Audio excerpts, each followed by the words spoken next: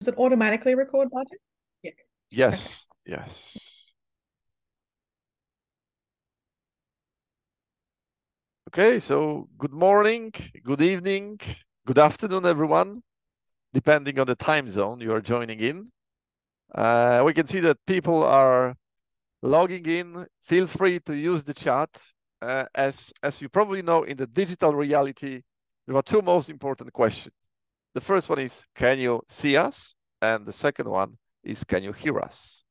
Okay, so use the chat because we'll be using chat as well. And type in if you can see us, if you can see the slides, if you can hear me. Yes, thanks a lot. So if one person is on board, it seems likely that the remaining, yep, good, good. So we will wait 1 minute for the latecomers and then we shall move on.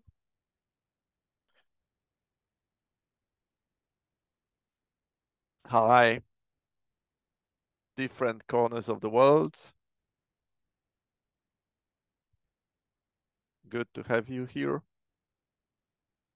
Hope you're enjoying comfortable weather. Not too hot, not too cold, but just somewhere in between. Somewhere in between.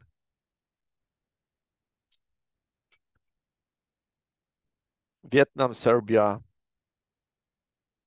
Good. Okay, so I think it's time, it's good time to start.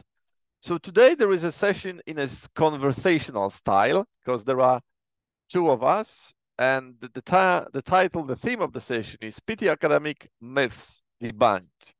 So today we'll try to take a plunge into this reality of some stories and strategies that do emerge from time to time in internet reality, and they suggest our lovely candidates to do something because they might potentially help them to score better, but reality might be a bit different. So we'll try to address this element. And please remember that this session is a part of a series, a longer project we launched in March, I Teach PTE Academic. So there were like 8 sessions altogether. So this is the last one. The time flies. So the aim of the session basically was to equip you like a trainers, to equip you with the sometimes basic and sometimes a bit deeper knowledge when it comes to effective PTE academic preparation running the course. So we had the sessions like general introduction, we had a session on building students' confidence, we had a session on skills challenges run by Kamil. We had one session when we had a chance to listen to listen to the stories from people who actually run preparation courses right now. They are actively engaged in this process. And today's session is the final one, addressing the myths. And my name is Bartłomiej Janiak. I'm the teacher trainer and the assessment advisor. And with me is my wonderful partner and manager, Daria, and we'll do this together.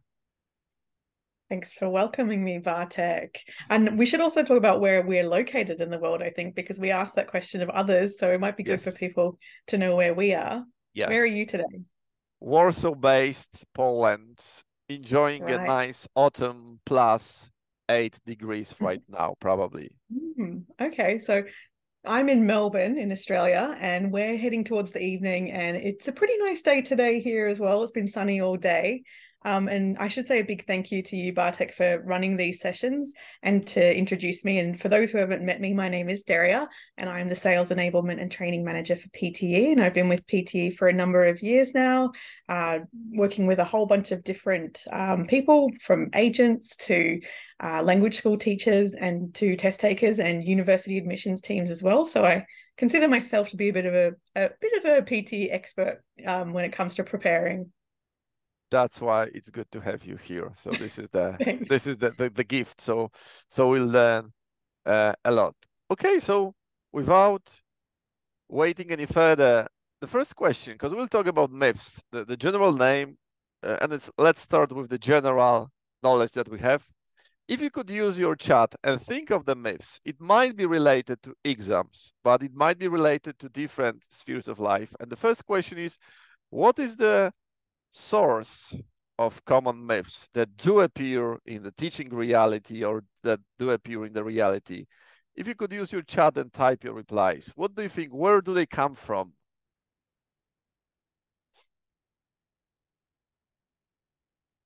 Then from time to time, we learn about something and we know it's probably myth rather than evidence-based.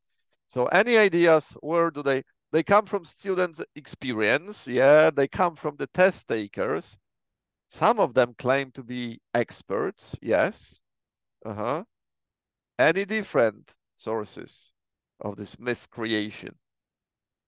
From I feel groups like of tech, yes, we're there we are. living in we're living in a world of myths at the moment. I think the way we have I guess the way we interact these days kind of sometimes builds myths, right?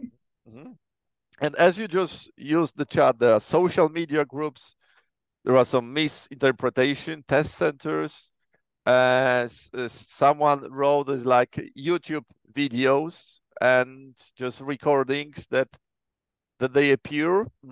Okay, so we all agree that they do appear in our reality, and this is a huge amount of information that's difficult to analyze. Yes. So what do we know about these misconceptions and how do we know about their starting points? Okay, so the first one. Right. So when we talk about myths, I think if we think about myths specifically in the world of high stakes tests, myths aren't just something specific to PTE. They occur for a lot of other high stakes tests that are out there.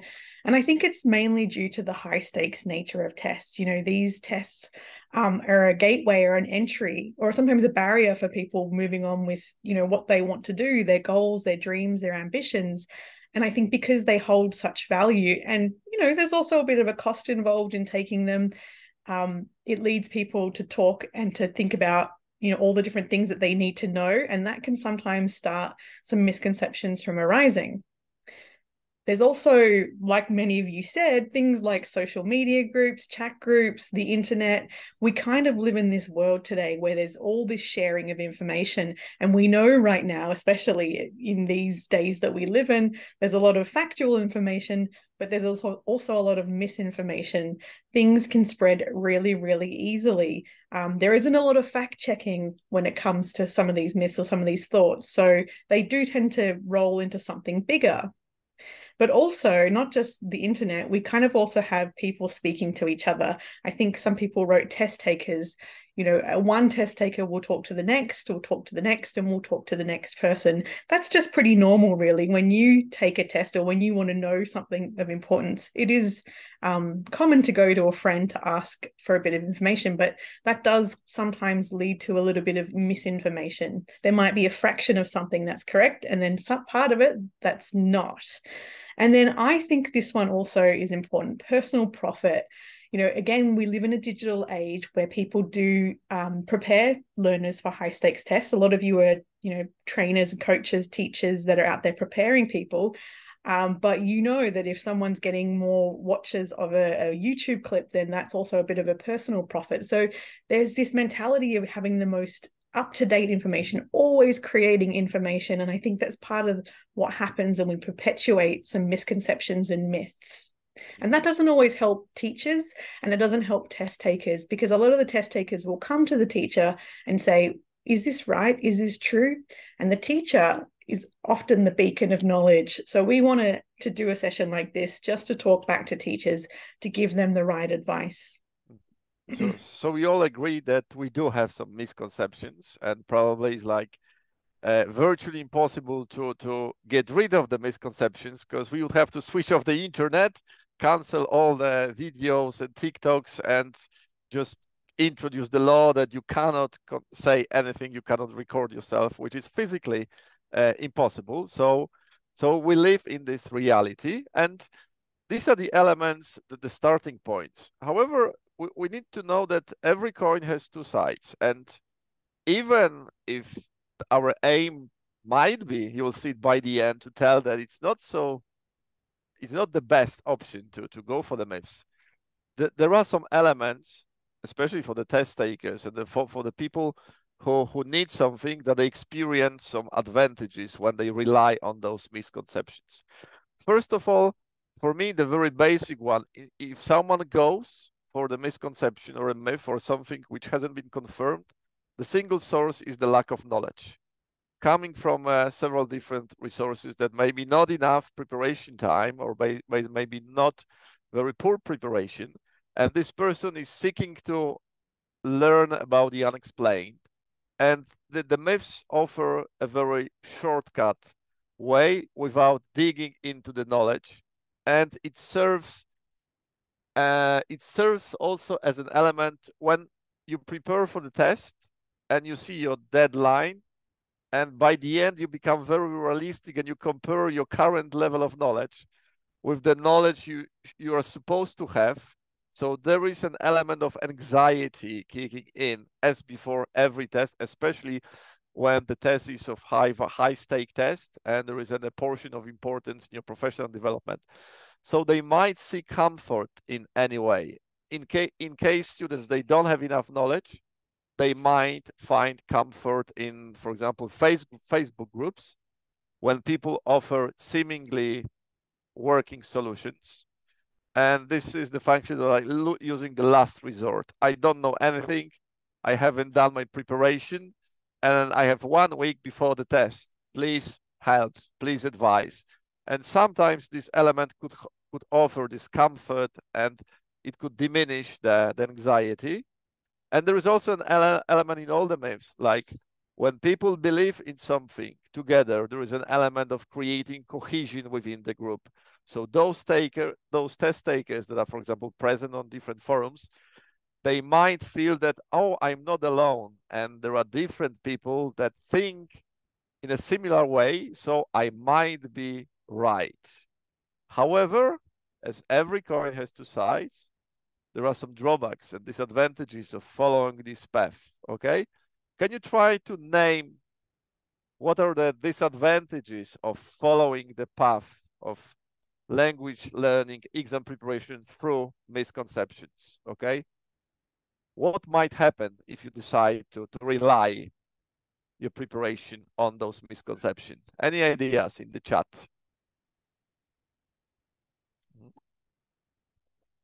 Yes, there might be an element with the scoring, okay? Confusion may arise, yes, because it can turn out that actually the reality is a bit different. Losing marks, yes, the low marks might be demoralizing. I like that one. It is demoralizing. It's hard when you try something and then you find that it doesn't work. And I think it's a harder thing. And I don't know if we're mentioning this a little bit later, but when you do a high stakes test like PTE, TOEFL, or IELTS, and you don't get your results back, you don't know like what worked and what didn't work sometimes. So yeah, that's why we need our teachers to support. Yes. So there is this poor validity aspect. You don't have the evidence-based confirmation.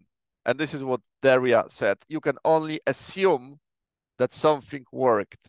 And you can assume that something worked for different students, and they also cannot have evidence-based confirmation. Or increased risk of failure. This is something, as you wrote, the low scores. So basically following on something that will not guarantee them getting the scores they desire.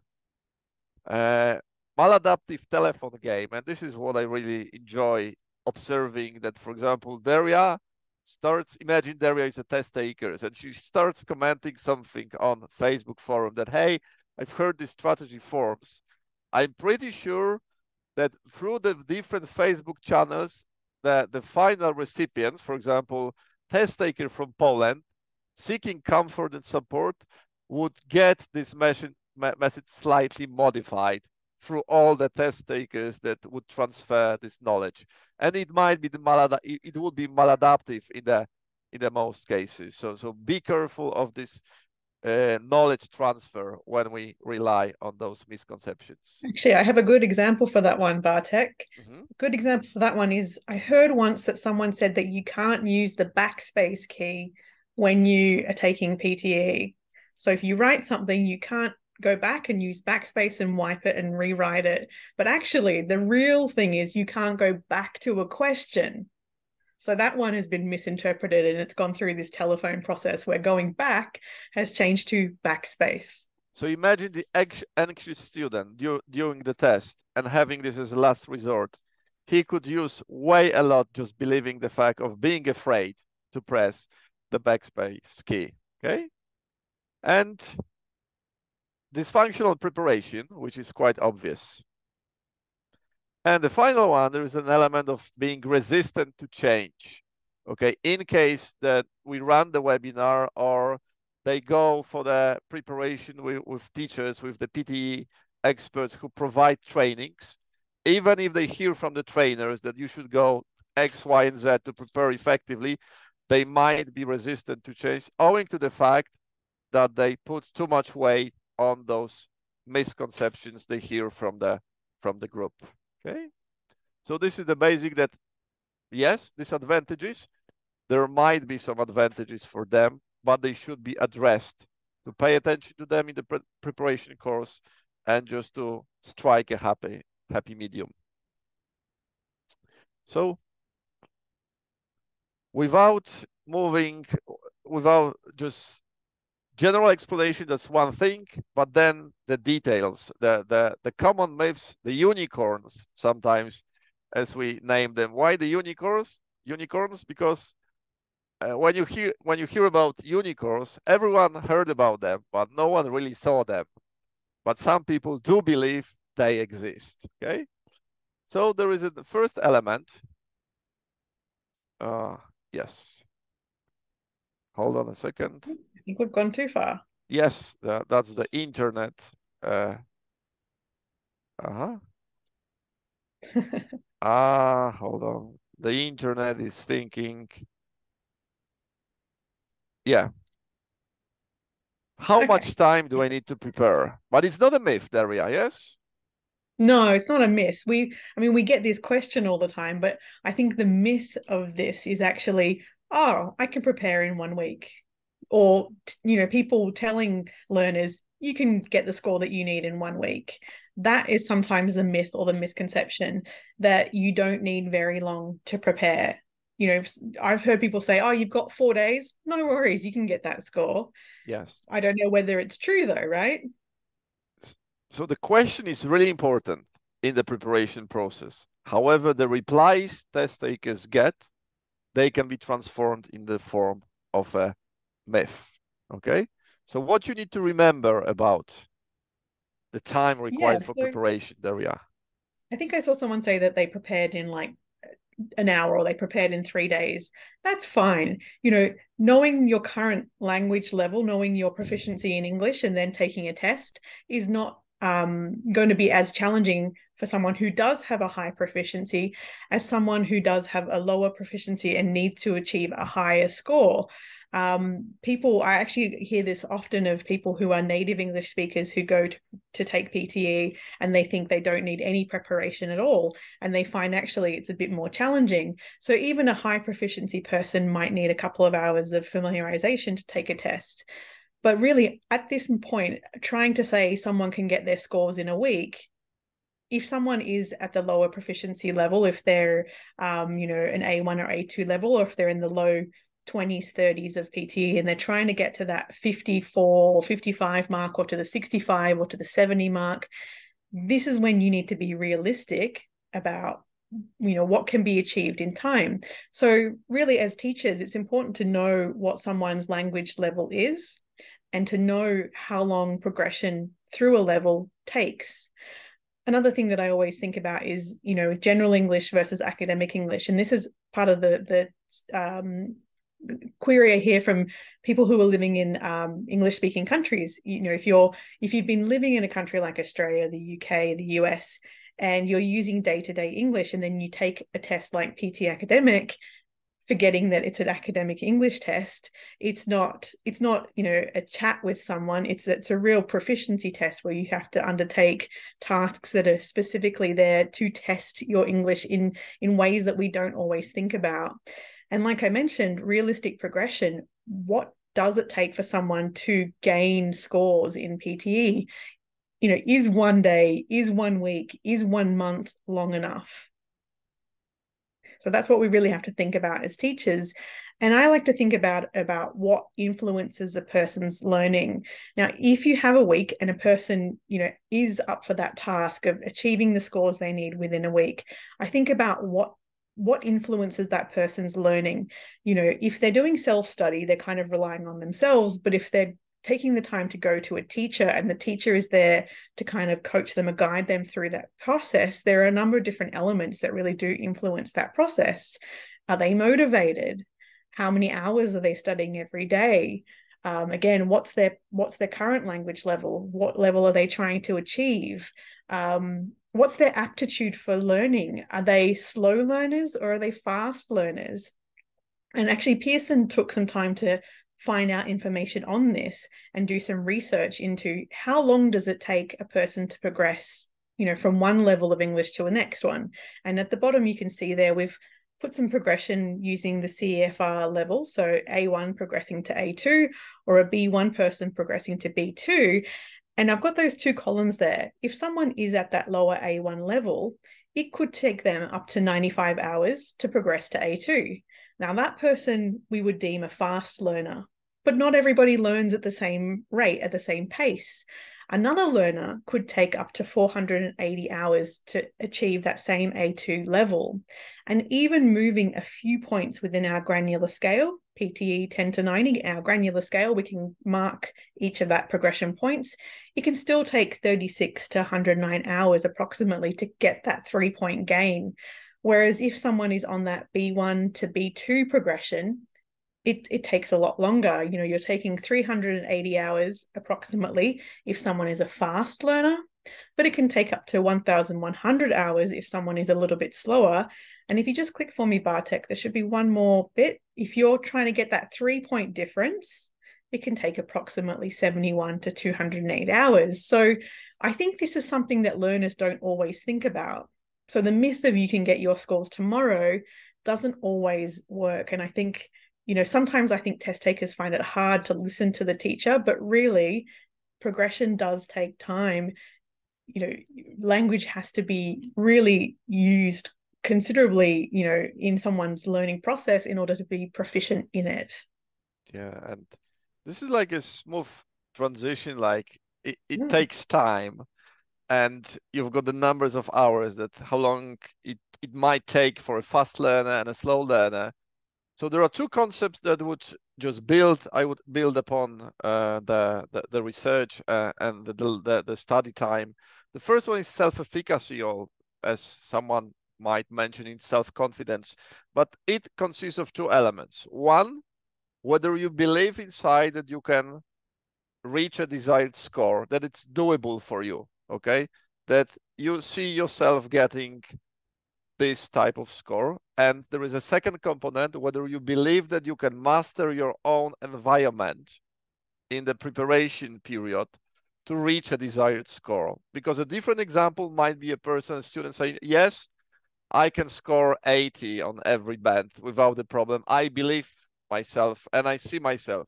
But then there is a question from the teacher, okay, but can you master your own reality in the preparation period to go towards this goal? And the students say like, no, that's not possible because I've got different things to do. I've got sisters and brothers to look after and I need to work, but I believe, but I cannot master my environment. So at the very beginning, the preparation time might be way longer for this particular person. And it brings me to this wonderful phenomenon that I want to share with you, the planning fallacy. So it happens in various spheres of life. And just to give you a flavor, the Sydney Opera House, Daria, this is your country, I know, but we all have our own Sydney Opera Houses in different elements, but it's used as an example. But before I move on, there is a question to the audience. And the question is, imagine that you will have a renovation at your home, that you will do a renovation of a room or all the rooms that you have. Can you try and think how long would it take for you, this process of renovating your home? Yeah, in months, days, years, Daria, how long will it take for you to Oh, renovate your flat? 15 I have to days. be Uh-huh. I have to be motivated to have that happen. It's gonna probably much longer than I anticipate, I'm Ah, guessing. and I see people saying like 7 days, half a year. It depends on the area, how much paint I have. 1 month, yes. So the reality is that when Sydney Opera House was planned at the very beginning, the initial cost was $7 million, and it was supposed to be completed in 1963. The reality is that it was completed 10 years later at the cost of $102 million. So initial 7 versus 102. There is also an interesting element with Denver Airport. Finally, Denver Airport was completed at the cost of 300% financial overruns as compared to the initial amount that those people assigned, 300%. The Eurofighter Typhoon that you just see, the Eurofighter initial $20 billion, the final product $44 billion. So, well, the same, they were close, but not enough. And there was an interesting element, experiment asking students when they write their final master thesis. And the question was, the researcher asked them, how long do you think it will take you to write your master thesis in the best case scenario? Everything goes smooth and by the number, and the worst case scenario. So the best case scenario, they were saying like, okay, it will take me 27 days. The worst case scenario, they said like, it will take me 48 days. But the reality was that majority of students used and finished the writing master thesis using more than 55 days, even more than the worst case scenario. So the planning fallacy is like, there's one thing that we can learn from history, that we learn nothing from history. And it might be the reason some students fail at the very beginning, because they think that it will take them 2 months to prepare effectively, because they don't consider different elements. And it might be also the case about some of the teachers, that they think that it will take them 3 months to prepare effectively someone from A2. If you have experience and you can rely on your previous experience and some tangible facts, that's okay, because you can build a realistic scenario. If not, for example, when you'll be getting new students to your courses and they will be saying, okay, individual classes, I have this amount of time and I need to prepare, the very basic rule at the very beginning is to assign at least 50% more to the preparation time. So if someone is saying 3 months, you say, okay, let's aim for 4.5 months, just in case something goes wrong. Daria, would you think that's reasonable to Yeah, I can imagine that so many teachers have had the experience of repeat test takers, and at some point, they come back and they say, why didn't I do it this time? And I think, yeah, if you are an experienced teacher, you would generally try and wait until your learner is really at that right point before they go into the test, or at the right point before they go back. Yeah, Yeah. because worth remembering when you'll be starting the preparation time. How long will it take me to prepare effectively? Okay. And the next one, the beautiful source, and we hear it on and on again, using memorizing, that memorizing is the key in the language progression. Oh, I feel like if you're not working in the PTE teacher training space, people have probably heard this quite often about memorization. And when I think about memorization, I often hear people talking about templates. And I feel like the word templates gets a really, really bad rap. Templates gets this really negative connotation because people, say, oh, my student used a template, I'm going to teach templates. What is this? And it's funny because when I used to teach, when I was in the classroom, we often use templates for different teaching resources. But I think the word templates has kind of changed. I think what a lot of people are thinking about is a memorized script. A template is usually some part of scaffolding. It's a structure, it's a prompt, it's a way of learning and learning a structure. But a script, however, is completely different. So I think this is something that people think is a positive, but I would completely disagree. And we'll talk a little bit more about that. Yeah, because there are some advantages. And as Daria mentioned, it's a scaffolding. When you think of memorizing something to build the very general structure of your house, and into the structure, you'll be implementing bricks of knowledge of your own actual knowledge. That's okay, because the scaffolding will offer you a firm structure. Like when you prepare a presentation, when you prepare for an essay, when you prepare for a talk, not only during the test, during the exam itself, but when they will be in the academic reality facing professors. So the scaffolding could be a very solid structure. And in this understanding, memorizing or a template might be good to use. Memorizing is also good when you just acquire vocabulary, different mnemonic strategies. At the very beginning, you need to learn and you need to teach to your students how to memorize effectively, period. It's not only learning by heart and reciting as if they were reciting the poem, okay? Another pros is like simplicity. The scaffolding is simple to acquire, basically from A to B, from C to D. It's very simple in structure. And with these low confidence students, it might offer them a chance to move on from the very beginning. And they have tangible material. Yeah, they know how to start. However, the elements, the time saving, yes, because you know how to start, you know how to conclude, you know how to move between the points. So this is the element of a solid structure, but there is way more than just the thing. Probably you all know that it's relying only on this. It offers tremendous plunge into this inflexible mode. Imagine the situation that you've got the solid structure and this is the only thing you have.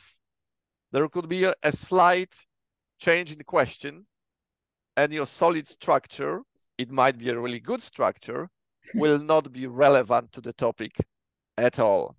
So it might sound impressive, but without any connection with the topic you're being asked, okay?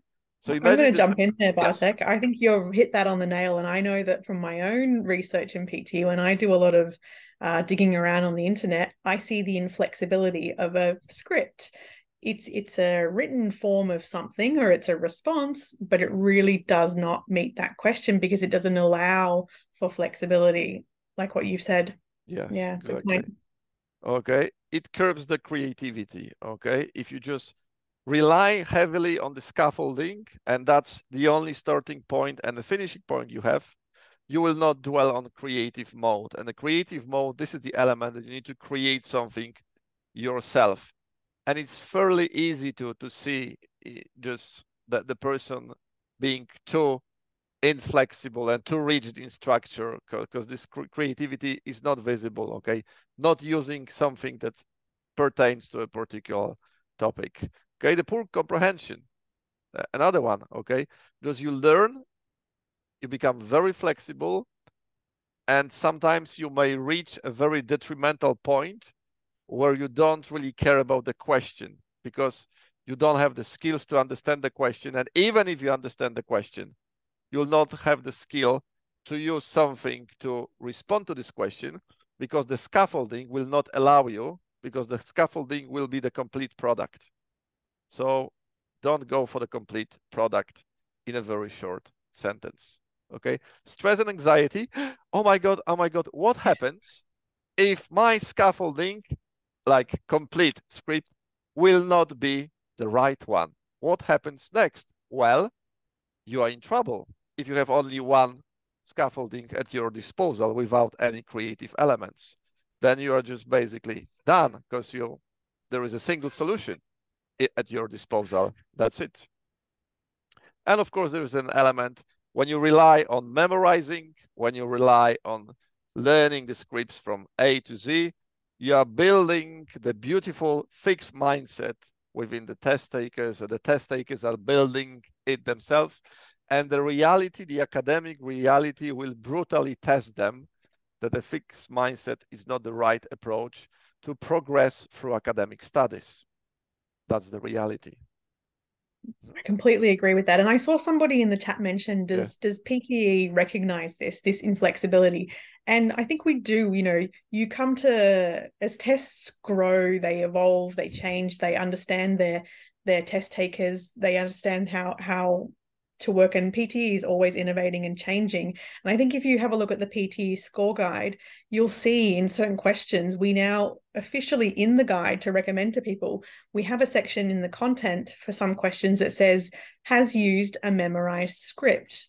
And if you use a memorized script, then you're not answering the question correctly and you're not meeting the content requirement. And that means if you don't meet the content requirement for some questions, it does mean that no further scoring will take place on the other sections of the test. So it's important for teachers to go back and have a look at that and recognize that and read that and interpret that for the test taker.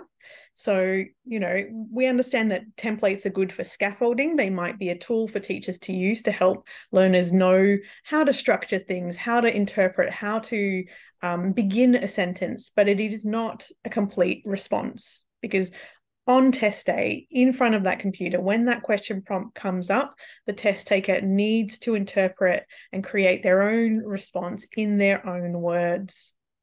We'll try and grab the score guide. I'll see if I can grab it in when we're on to our next slide, and I'll definitely share it with you. It is on there. So in short, when you want to teach memorization, just teach yourselves with how to employ effective strategies, mnemonic strategies. Just Google it and just play with it. Be very flexible.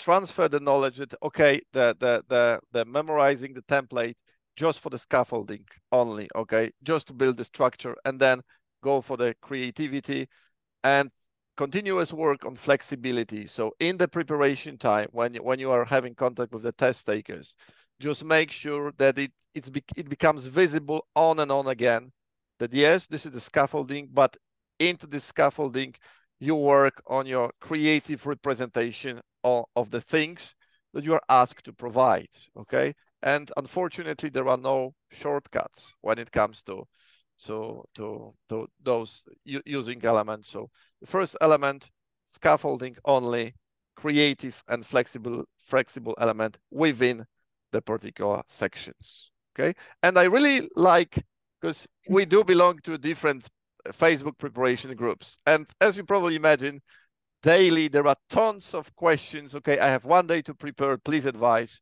One line strategy, please advise. What is the best template you use? And when I read various comments, this one just caught my eye, and I was like, okay, that's a very honest answer about using a template. So a person is trying to rely heavily on a very fixed portion of knowledge, and this person is at the same time thinking about living in an English-speaking country as a student, and he's searching for only 200-word template, okay? And at the same time agreeing that, okay, I will jump into the English-speaking reality where I will have to use academic English, reading books, doing oral exams, functioning in this reality.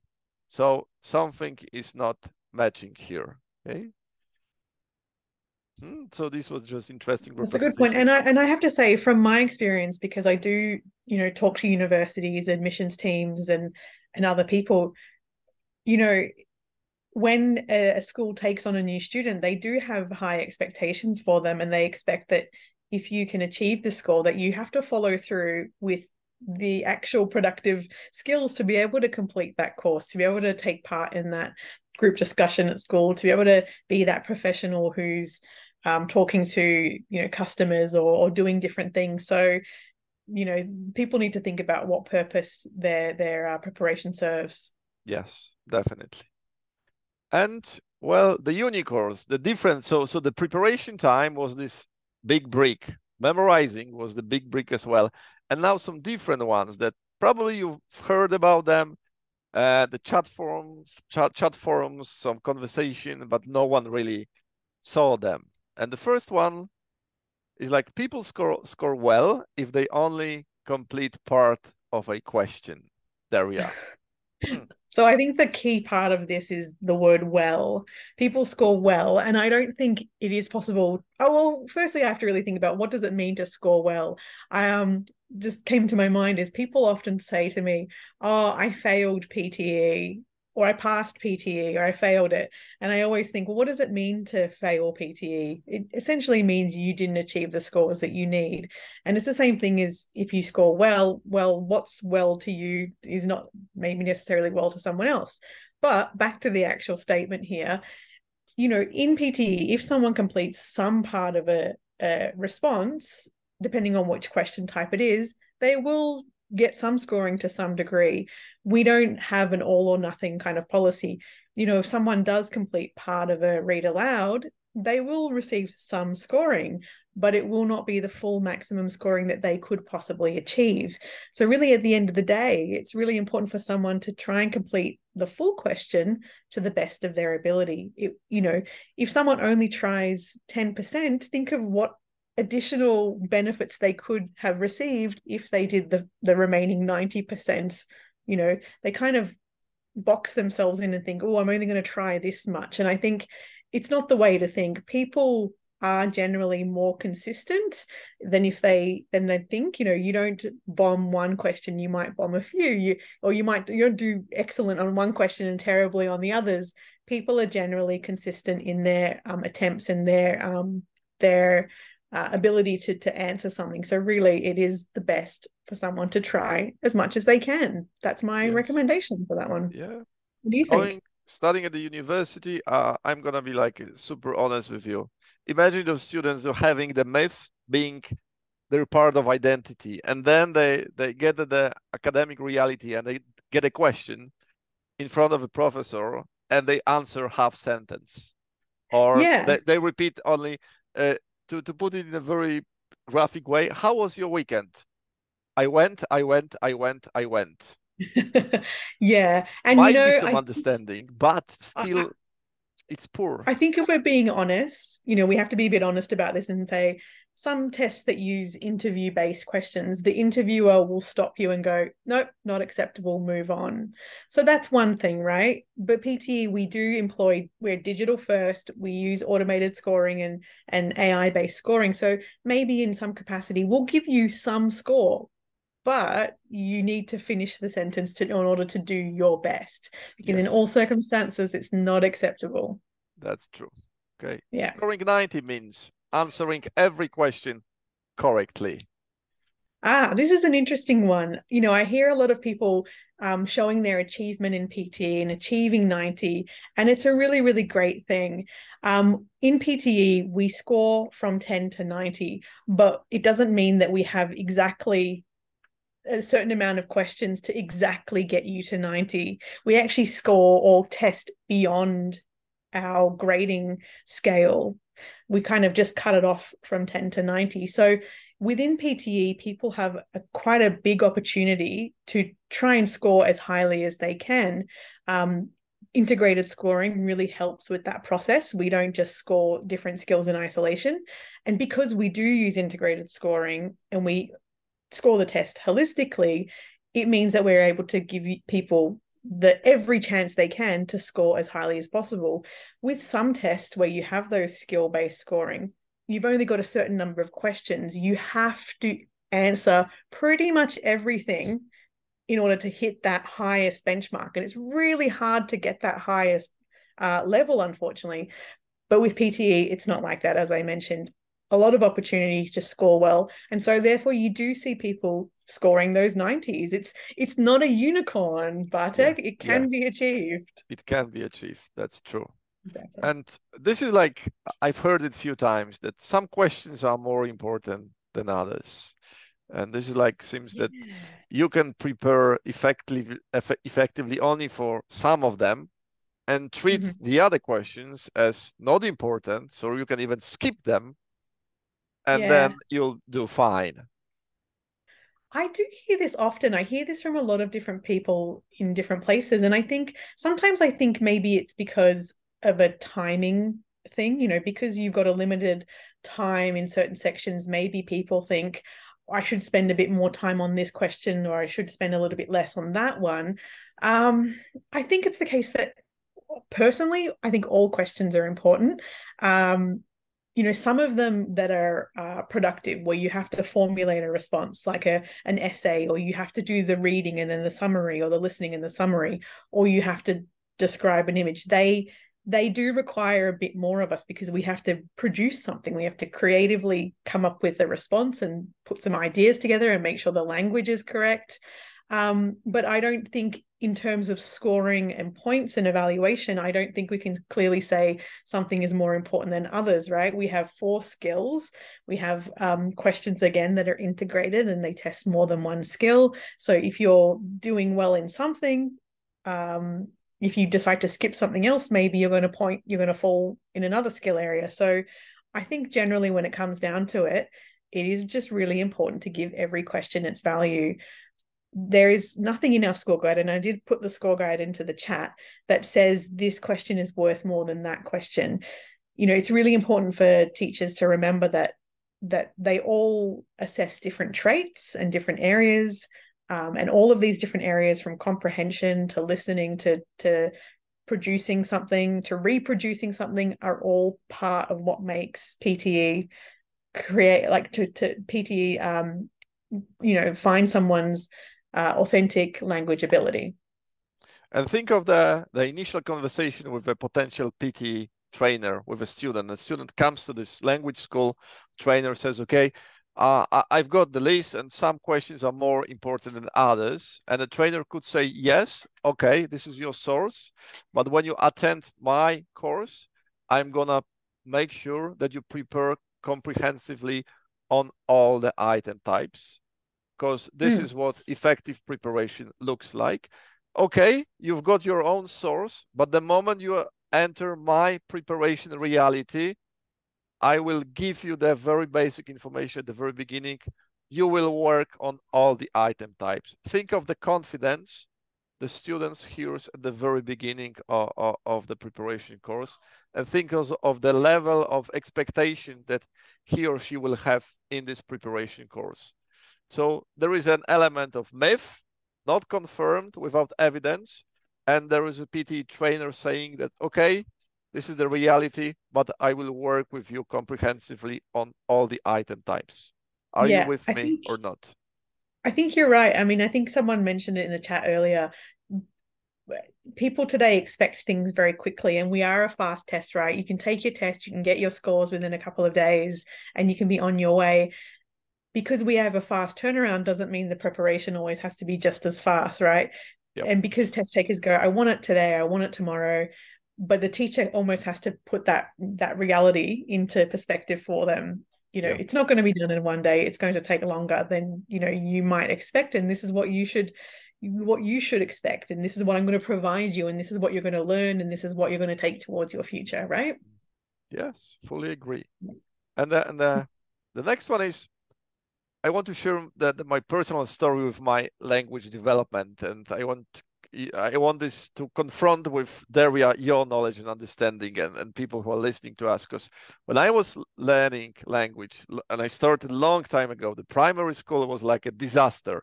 But then it wasn't until I got into the secondary school that someone appeared on my learning pathway that showed me the way how to learn the language.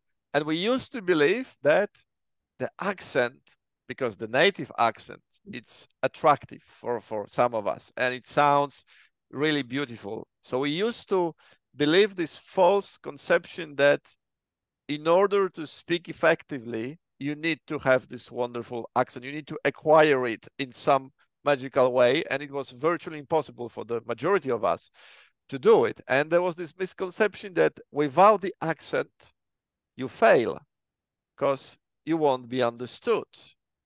So we were sometimes confused and puzzled that, okay, why are they not teaching us accents all the time? Because the accents play a key role in listening and speaking. So without it, I'm doomed to failure, okay? And then fortunately, we learned later on that it's not the case, Daria. What's your native No. like reality? It's funny you say that because I think a lot of native English speakers idolize some foreign accents. You know, people love hearing foreign accents, but for PTE, it's all about clear speaking. You know, you can have an accent from anywhere around the world as long as what you're saying can be understood. And it's not about the technology and it being, you know, something that, you know, is technical and can't understand you. It's just you can have any accent as long as the words that you say are pronounced correctly and they are intelligible to the person who evaluated. Because remember, everything in PTE was evaluated at first by expert raters, and that's how the scoring engines get trained to understand, you know, the voice and the audio that is coming through. You know, we have accents from all around the world, people that complete PTE, and it's not yeah, no one should think that they have to put on an accent of a native speaker. I think that's just something that we should definitely push to the other side. Always Yes. speak in your natural voice. Don't alter your voice in any way. But again, when we were talking about it, clarity, speak clearly, speak at a conversational tone. You don't want to speak too fast, but then again, you don't want to speak too slow. You want to make it clear and easy for the person to understand. That's the target at the end of the day. Yes, and that's the target of the preparation time, just to convey the message when the teachers will be dealing with the test takers, okay? Accent can appear naturally as like an extra element when you progress through the language. The accent might change, but this is not the main prerequisite for answering the question types effectively. That's right. So yes, And sorry, Bartek, I no just worries. was thinking of something. I was just thinking about some of our colleagues who work in different parts of the world. And, you know, people who, I mean, one of our team members is in China. We've got a team member in India. You know, people are in all different places.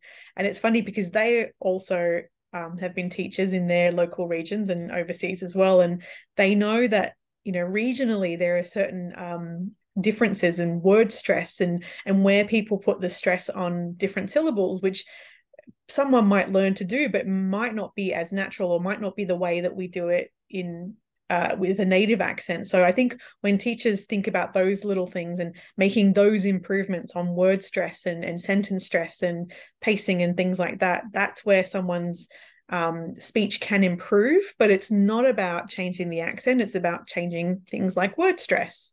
Yeah, that's true. Thanks a lot.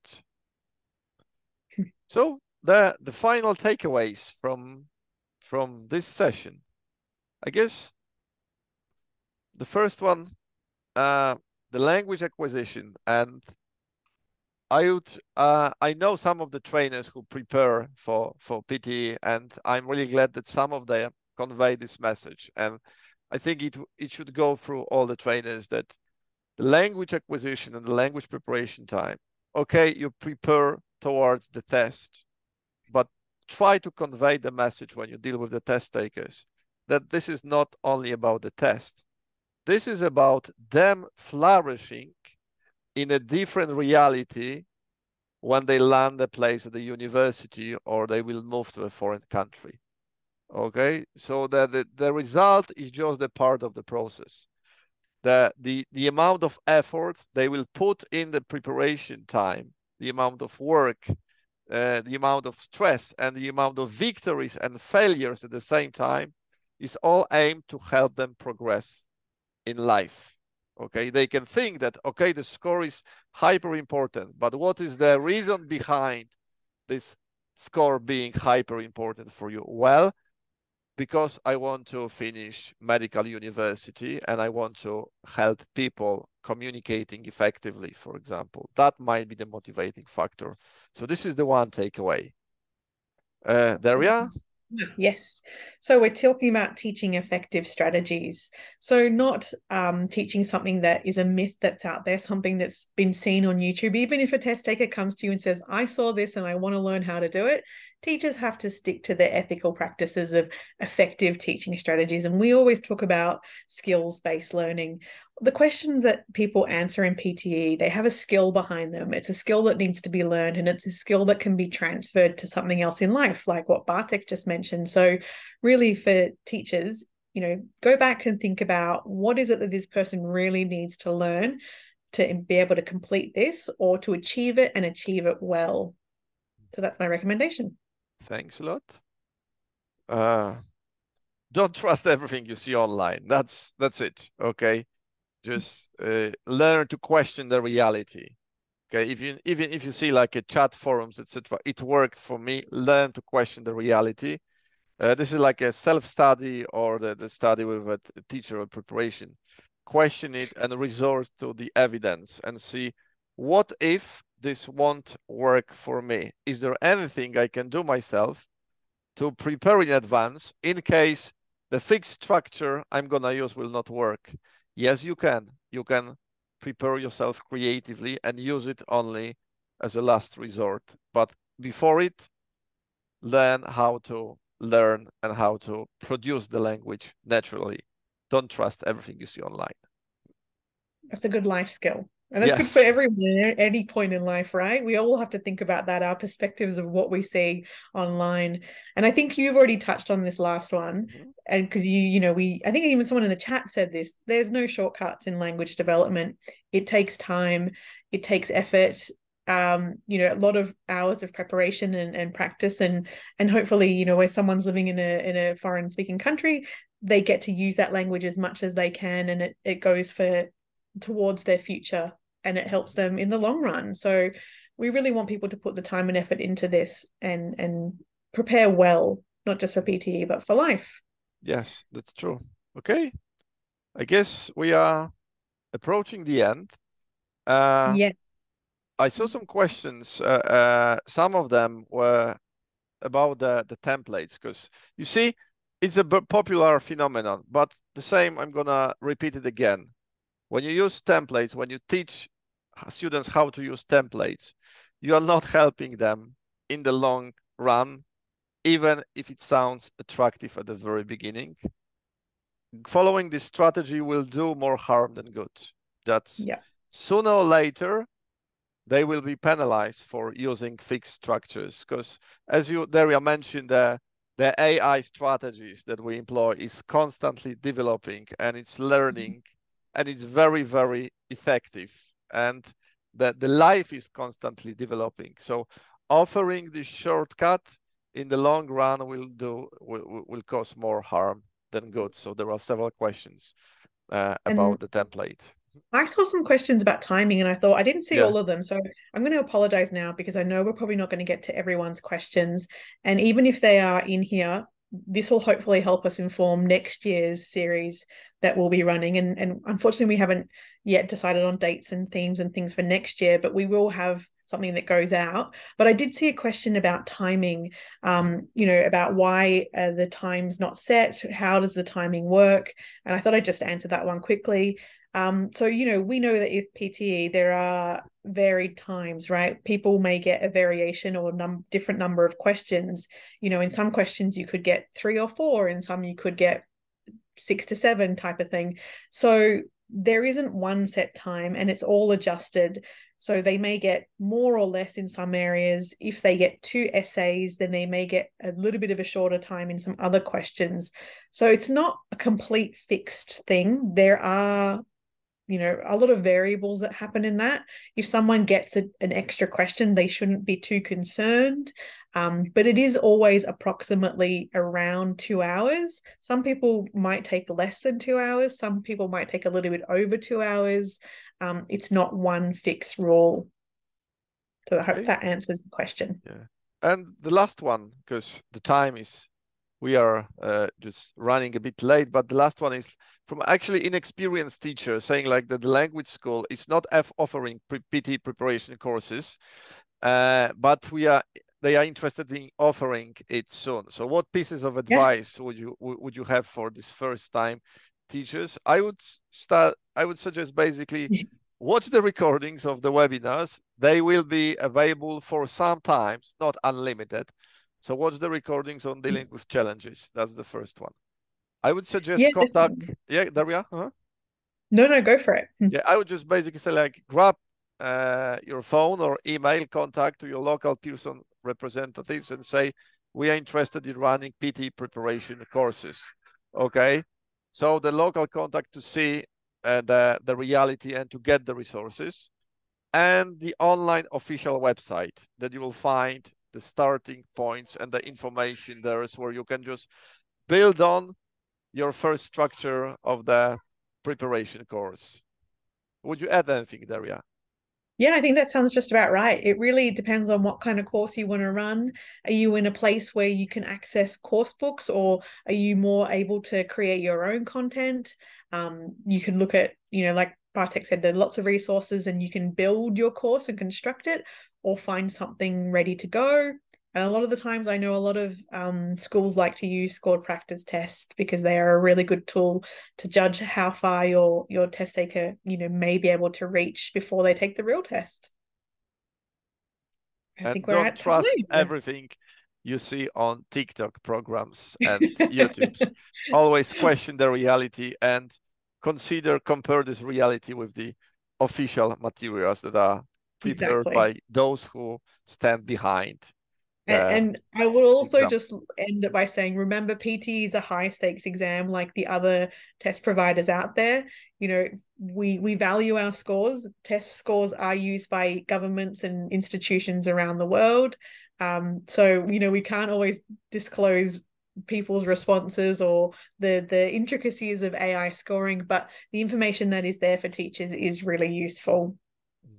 Okay, so Okay. that will be all when it comes to the last session of this training series. Stay tuned because the next year we might be offering something similar yet a bit different. Use the knowledge, watch the recording if you have any question about different skills, and just make sure that the teaching reality and the preparation time are as good as they should be, offering comprehensive preparation instead of going into the shortcuts. Enjoy the rest of your beautiful day. Thanks for being with us. Bye.